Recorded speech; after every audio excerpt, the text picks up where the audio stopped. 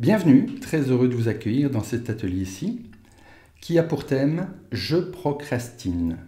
Et nous allons donc voir comment réaliser maintenant les actions justes et utiles pour développer votre activité Reiki professionnelle adorée.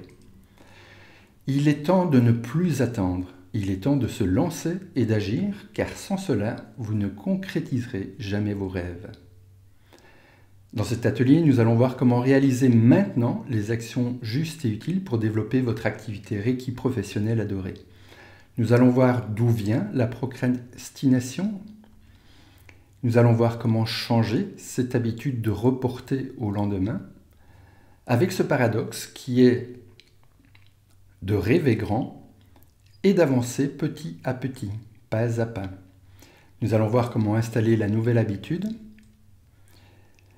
en se remettant dans le contexte. Donc je vous rappelle que lorsque j'ai demandé quel est le principal défi ou le plus gros problème que vous rencontrez actuellement pour créer ou développer votre activité professionnelle de praticienne ou d'enseignant Reiki, dans le top 5, il y a eu « Je n'ai pas confiance en moi ». Et j'ai donc créé 6 vidéos auxquelles vous avez accès pour pouvoir augmenter votre confiance dans vos compétences, vos compétences à tous les niveaux logiques, pour augmenter votre confiance en vous-même, pour développer votre activité professionnelle. Le deuxième dans le hit parade, c'est « Je manque de temps ». Et donc vous avez maintenant une vidéo disponible par rapport à ce thème. Et voilà le numéro 3, « Je procrastine ». Je reporte au lendemain. Ensuite viendra le fait de ne pas oser demander d'argent pour les soins que vous prodiguez et le fait que les gens sont sceptiques face au Reiki. Revenons à la procrastination. La procrastination, c'est donc le fait de reporter à demain. Et si vous remettez tout au lendemain, car vous attendez d'être sûr de vous, vous ne réussirez jamais rien. D'où vient la procrastination ? La procrastination peut venir du fait de chercher la perfection. C'est un piège dans lequel je suis tombé aussi, dans lequel beaucoup de personnes tombent, vous peut-être aussi, le fait d'attendre d'être parfait pour oser entreprendre et réaliser. Ça peut venir d'un manque de motivation, c'est souvent le sujet qui est le plus rattaché à la procrastination, en disant qu'il n'y a pas suffisamment de motivation. Parfois c'est vrai, souvent ça ne l'est pas. Ça peut venir aussi du fait que nous avons des distractions qui viennent de l'extérieur, que nous préférons en général nous attarder sur des tâches d'une importance moindre, car cela nous semble plus simple. La fainéantise, je pense que ça peut être là, mais rarement, ou moins souvent.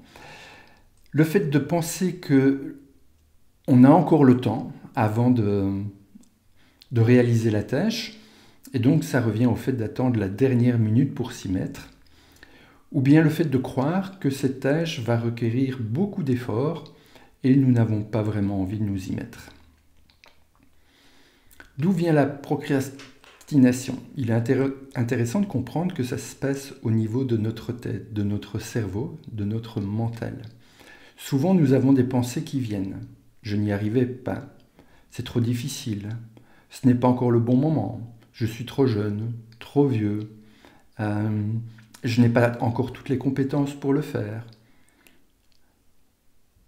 Ces pensées vont déclencher des émotions. Et le plus souvent, c'est la peur qui va être là. Et la peur, elle est rattachée au fait que nous pensons qu'il y a un danger. Le danger de ne pas réussir, le danger d'être critiqué, d'être rejeté, de ne plus être aimé. La peur nous met dans une énergie qui peut faire que nous allons fuir ou bien que nous allons être tétanisés. Ça nous met dans un état d'inconfort et par facilité, ou en tout cas par rapport à des réflexes souvent inconscients qui viennent de très loin, nous allons rechercher la satisfaction immédiate.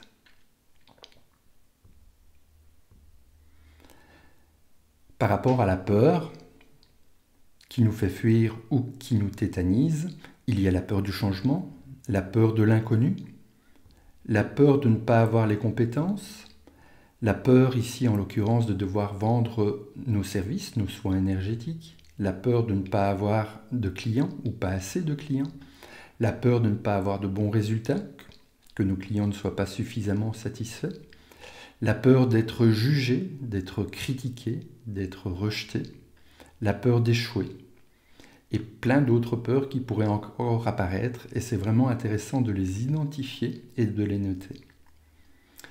Par rapport à tout ça, lorsque nous sommes en train de réfléchir comment est-ce que nous allons mettre en place notre activité professionnelle Reiki, avec toutes ces pensées négatives qui viennent, qui déclenchent cette peur qui nous fait fuir, qui nous tétanise, nous avons l'habitude de rechercher de la satisfaction immédiate. Donc de rester dans notre zone de confort, là où c'est connu pour nous, ou du moins ça nous donne une impression de confort, parce que nous sommes dans nos habitudes, dans ce qui est connu. Nos ancêtres, lorsqu'ils étaient en lien avec leurs besoins fondamentaux, manger, boire, s'abriter des intempéries, se reproduire, ont pu enregistrer à certaines époques qu'ils n'étaient pas sûrs de pouvoir manger tous les jours. Et donc quand ils trouvaient de la nourriture, ils préféraient la consommer tout de suite, maintenant, avoir une satisfaction immédiate, parce qu'ils n'étaient pas sûrs de pouvoir manger le lendemain ou les jours suivants. Et donc cette habitude d'avoir une satisfaction immédiate de nos besoins vient de très très loin, elle est bien ancrée en nous, et souvent de façon inconsciente. Aujourd'hui, nous conservons, même inconsciemment, ces mêmes habitudes. Donc d'un côté, nous décidons de nous mettre dans l'action, maintenant, pour pouvoir créer une activité professionnelle qui nous plaît, et en même temps, il y a des habitudes. De dire, ok, tu te mets en action pour créer ton activité professionnelle, pour atteindre ton objectif, quel qu'il soit, mais il y a toutes ces pensées qui arrivent, qui déclenchent des émotions, qui nous font ressentir de l'inconfort. Et du coup, nous allons nous rabattre vers des réflexes ou des comportements qui vont nous apporter une satisfaction immédiate. Nous installer dans le canapé avec de la nourriture, de la boisson, regarder des émissions. Ça nous donne une impression de satisfaire immédiatement nos besoins. Et donc, comme cette habitude a été ancrée en nous depuis très longtemps, c'est inscrit dans nos gènes, et c'est intéressant d'en prendre conscience pour comprendre ce mécanisme. Et donc, une fois que nous avons cette conscience, nous allons pouvoir modifier cette habitude de reporter au lendemain. La procrastination est quelque chose qu'il vaut mieux remettre à demain. J'adore cette citation. Comment changer cette habitude ? J'ai identifié deux thèmes qui semblent vraiment paradoxaux. Le premier, c'est de rêver grand, d'avoir des objectifs importants, motivants, ambitieux. Et en même temps, ce que je propose de faire pour lutter contre cette habitude de reporter au lendemain, c'est de couper les objectifs tout petits, avancer pas à pas, petit à petit. Et donc vous voyez ce paradoxe qui est là entre le fait d'avoir une grande vision, quelque chose de grand, mais d'avoir un processus qui nous amène à faire petit à petit. Parce qu'en effet, si vous avez l'habitude de procrastiner, de reporter au lendemain, avec maintenant la compréhension que vous en avez du fonctionnement du cerveau et de l'historique de ces habitudes qui sont ancrées depuis très longtemps, le piège, c'est de vouloir tout changer tout de suite. Alors il y a beaucoup de formations, de conférences sur la motivation, sur l'autodiscipline, sur le fait de passer à l'action. C'est vrai que ça peut être intéressant. Et en même temps, par expérience, lorsque nous essayons de tout transformer à la fois, nous allons peut-être tenir pendant quelques jours, mais nous risquons de retomber dans les anciennes habitudes très rapidement aussi.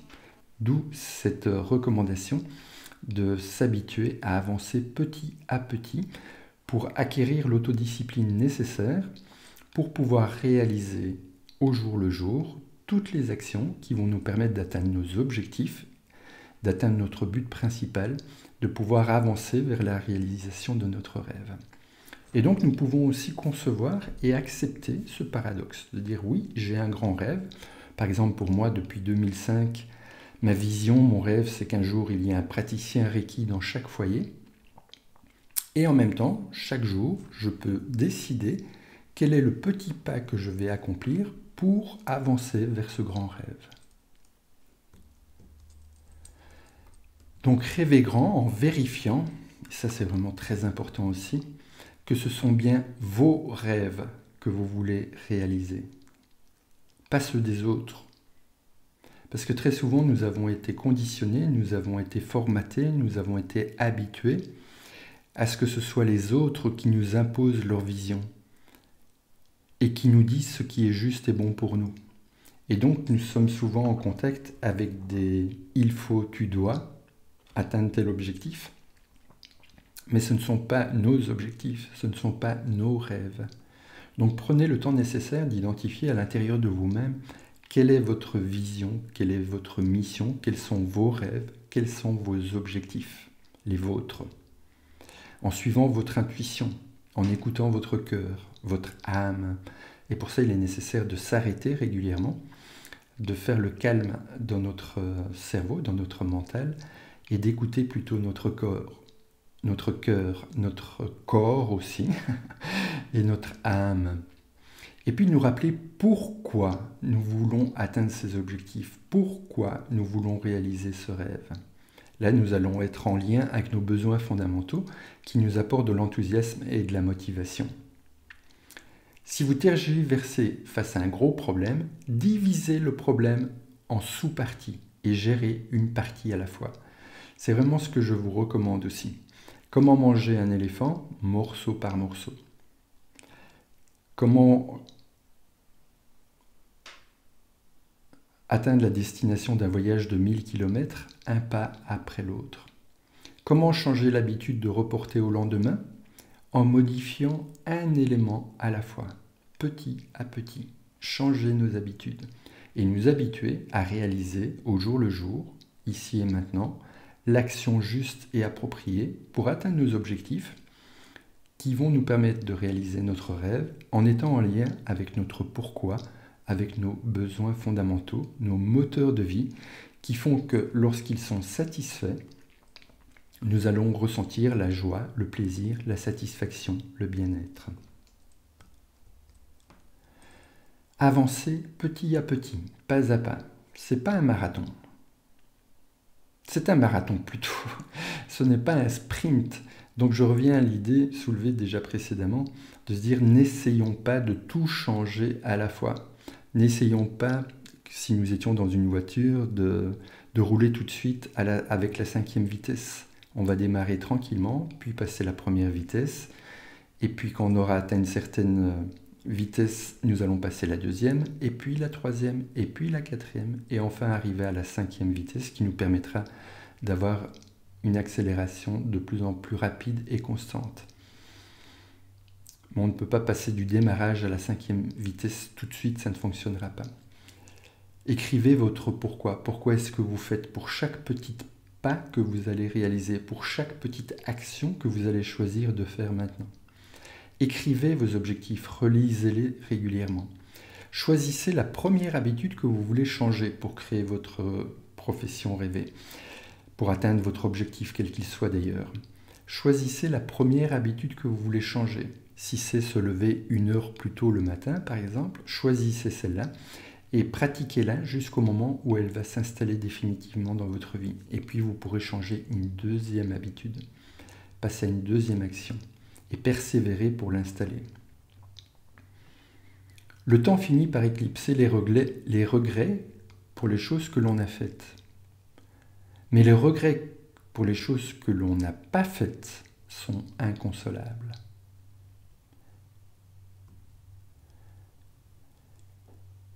Ma proposition pour installer la nouvelle habitude de se mettre en action, ici et maintenant, au jour le jour, petit à petit, pour atteindre un objectif, pour réaliser un rêve, eh bien c'est d'inverser le processus, l'habitude. Donc l'habitude qui est installée, c'est d'avoir des pensées. Je n'y arriverai pas, c'est trop difficile, c'est pas pour moi, c'est pas maintenant. Et puis on l'exprime, soit mentalement, soit oralement, avec des mots Et puis ça nous amène à des actions, en l'occurrence l'action de reporter au lendemain, l'action de fuir, l'action d'être tétanisé, l'action de rechercher la satisfaction immédiate. Nous allons inverser ce processus. Nous allons commencer par agir. Donc choisissez la première action concrète, spécifique, mesurable, limitée dans le temps, que vous allez choisir de pratiquer régulièrement à partir de maintenant. Donc directement passer dans le faire, dans l'action. Et au fur et à mesure que vous le pratiquez, vous allez utiliser de nouvelles paroles, de nouveaux mots que vous allez utiliser avec vous-même, avec d'autres. Ce qui va vous amener à avoir de nouvelles pensées, de nouvelles croyances dynamisantes, enthousiasmantes. Et le fait de pratiquer régulièrement cela va permettre d'installer des nouveaux circuits neurologiques qui vont vous permettre de remplacer la nouvelle habitude d'être dans l'action quotidienne, ou régulière en tout cas, selon votre choix, plutôt que le fait de procrastiner. Donc on inverse le processus. Le processus de procrastination s'est installé sur base de pensées, desquelles ont découlé des paroles, des mots, qui ont amené l'action de la procrastination. Ici, on va faire l'inverse maintenant. On va d'abord pratiquer, utiliser de nouvelles paroles, de nouveaux mots, qui vont faire en sorte que nous allons installer de nouvelles croyances. On a tous des rêves, et afin que nos rêves deviennent réalité, cela nécessite énormément de détermination, de dévouement, d'autodiscipline et d'effort.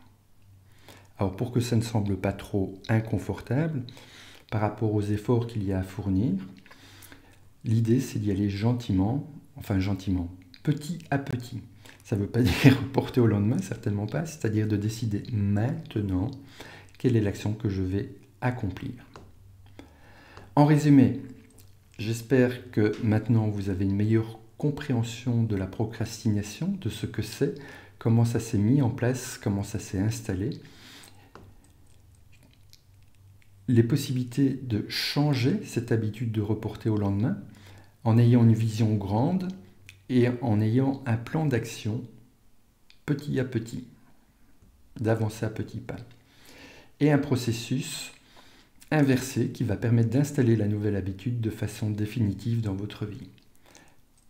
En décidant d'abord d'expérimenter, de faire, et puis de transformer les paroles, le dire, et puis les pensées, les croyances.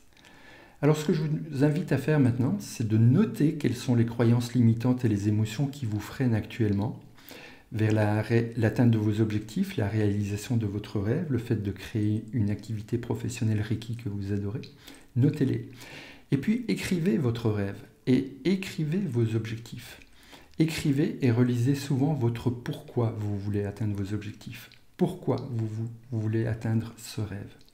Et puis passez à l'action. Choisissez une action maintenant, un changement à la fois. Et pratiquez-le, persévérez jusqu'à l'installation de cette nouvelle routine. Et pensez à célébrer chacune des progressions que vous allez faire lorsque vous êtes en train de quitter cette mauvaise habitude qu'est la procrastination et d'installer de nouvelles habitudes qui sont de choisir consciemment et de passer à l'action des actions concrètes, justes, des actions spécifiques, mesurables, qui vont vous permettre d'atteindre vos objectifs, qui vont vous permettre d'atteindre votre rêve ou d'avancer vers votre rêve. Parce que vous le méritez bien et qu'ainsi ça va vous permettre d'évoluer chaque jour, régulièrement, vers le mieux-être dans une activité valorisante que vous adorez. L'autodiscipline, c'est faire ce qui doit être fait quand on doit le faire, même quand on n'a pas envie de le faire. Dans le prochain atelier, nous allons aborder ensemble la difficulté que rencontrent plusieurs personnes qui n'osent pas demander de l'argent pour leur activité professionnelle. Ici, en l'occurrence, pour la pratique des soins énergétiques. Et maintenant, j'ai envie de vous entendre. Vous pouvez écrire dans les commentaires qu'allez-vous faire concrètement suite à cet atelier. Dites-moi dans quelle mesure vous appréciez cet atelier, quelle est la valeur ajoutée que ça vous apporte, et quels sont les autres thèmes que vous voudriez que j'aborde à l'avenir. Merci et à bientôt les amis.